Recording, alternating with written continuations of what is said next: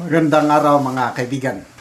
Bigyan natin ng reaction opinion itong interview ng 1PH o One News kay Congressman Toby Chanco na napapansin na nilalabanan na ni Congressman Toby Chanco itong si Martin Romualdez. Marami siyang ibinubulgar na mga pangyayari within the Marcos administration. Kaya may mga nagtatanong o nag-speculate na ano na daw siya, itong si Congressman Chanco is secret diehard Duterte supporter. So tinanong siya ngayon dito sa interview. I'm sorry, sabi ni Pink Ana Pamintuan. I'm sorry, Congressman, I have to ask you this. Please don't angry with me. Isa ka daw secret DDS. Anong masasagot mo?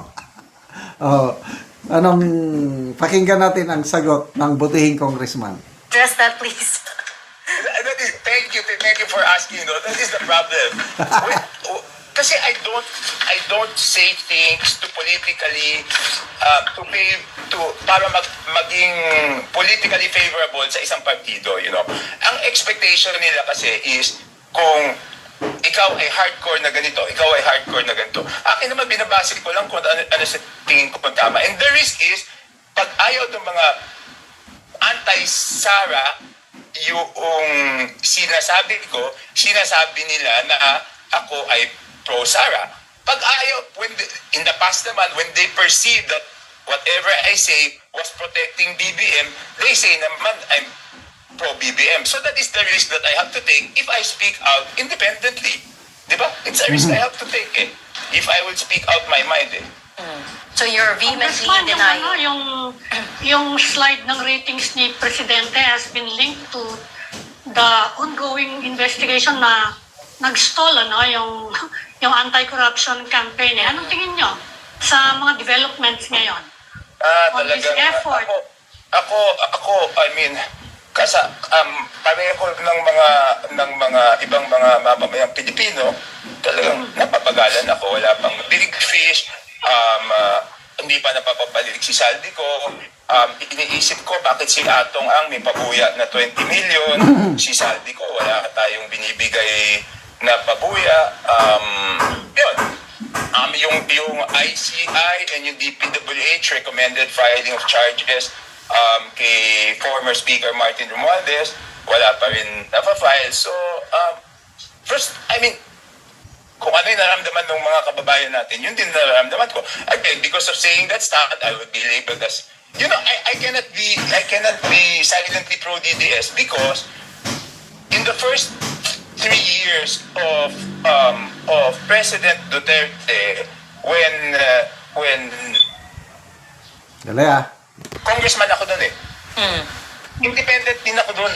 Hindi ako lumipat sa kanya, hindi ako sumama sa majority block for the record. Kaya yung mga nagsasabi na nung panahon ni Duterte ay kumampi daw ako, tingnan nyo yung legislative records, yung vote ko doon is I do not vote for anyone because I will remain independent. So maliwanag yun, hindi ako pro DDS. And I have the luxury of deciding on this based on the merits. Okay, number 1 yan. Number 2, ang challenge sa amin ngayon, since nauna na yung BBM impeachment, kailangan i-apply yung same standards na ginawa ng pagdinig doon sa BBM sa Sara impeachment, doon sa BBM impeachment. Kailangan pareho yan. Kasi titingnan rin ng tao kung patas ba yung Kongreso o hindi. Okay. Di ba naman yung charges, Congressman, with Ibig sabihin yung proseso, yung determination of... Which I believe they did. Oo, di ba? They assessed it based on substance and form. But, Yes. So the standards, the charges are different, but the standards of the procedure should be the same. Yun ang sinasabi ko. Okay. Just very quickly, Congressman, We But had thank no... you, Regina, for asking that so that I have a chance to clarify. Alam mo naman, I am matagal ka na pinagbibintangan na TDS, right? And that you're... Because they don't like what I say. I'm sure When you they know don't you're like what called... I say, they brand me this way. So okay lang naman sa akin yun. I'm sure you know that you're sometimes called the Trojan horse kasi daw you threw the 2025 midterm elections for the administration. As in, Ay, naku, I think I've sabotage. explained much of that already. We've passed that, di ba? Oh. So, okay, and just very quickly, kamusta naman si former Speaker Martin Romualdez? I mean, do you see him in Congress at all? no, I haven't seen him. I think he was there once after he was removed and hindi naman kami nagkita nung time na yun. Ay, kayo nag-uusap. Hindi na kami nag-uusap. Okay, we'll leave that there. We'll let you go and go back to the wedding. Okay, so... Grabe, no? Pinagbibintangang DDS. Kaya lang, bilib ako sa kongresista na ito. Dahil, independent siya. Kung ano yung assessment niya sa political situation, kung ano ang nakakabuti sa taong bayan, doon siya. Kaya kung mali ang ginagawa ng Marcos administration, binabatikos niya, sinasabi niya. Kaya ito, yung hindi siya maligaya sa nangyari sa flood control scandal, sa investigasyon, kung ano ang nararamdaman natin, mamamayang Pilipino, ganun din ang nararamdaman niya, dismayado. Oo nga, ngayon ko lang din naisip yung si Atong Ang, nilagyan ng 20 million patong sa ulo. Bakit si Saldico walang patong? Ano ba yan? Wala silang intensyon na talagang arestuhin si Saldico. Ang ginagawa lang nila, nagpapatulong sa mga OFWs na please lang, i-report nyo naman sa amin pag makita nyo si Saldico, ganun lang. Eh kung lagyan mo ng patong sa ulo, 20 million din. Nako, mag-uunahan ng mayan siguro. O bakit si Atong Ang lang ang may patong sa ulo? Correct.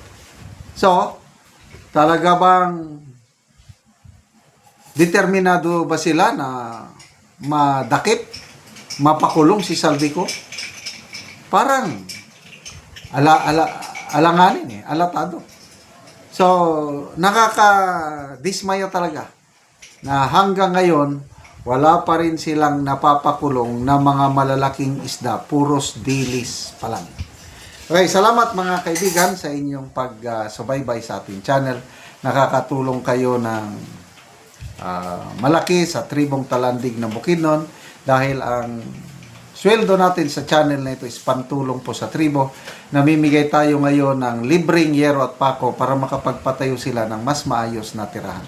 Panoorin nyo ang video na ito. Si ate ang natagaan og gero. Salamat yun sa iyo o migila sa iyo.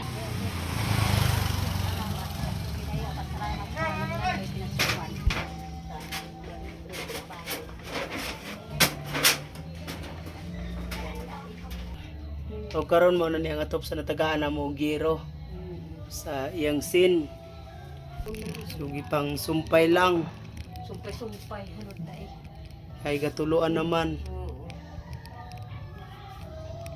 So, kung nagit karaan nagit kayo nga yero.